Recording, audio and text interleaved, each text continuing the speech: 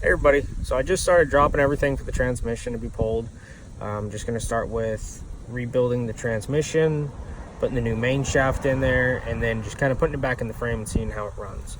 So right now I've got the drive shaft dropped. I'm just about done taking the cross member for the transmission out, as well as the mounts, and then I'm just going to drop the transmission. Pretty simple. I have the drive shaft drop.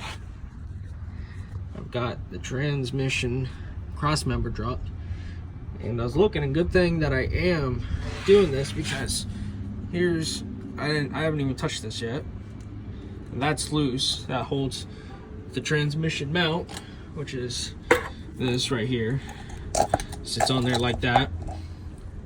Holds this to the transmission.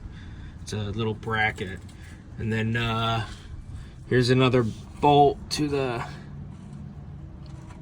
bell housing. That's loose. I haven't even touched that, and there's a couple others that I've found along the way that's been loose. So I guess it is a good thing, huh?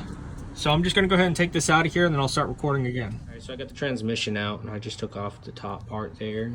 I'll get to the inside, and everything looks pretty good.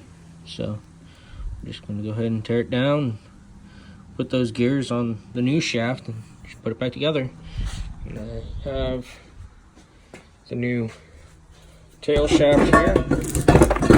Here's the tail shaft, or the tail housing, excuse me. Main shaft, new slip yoke, transfer case, new drive shaft. So it should go together pretty smooth.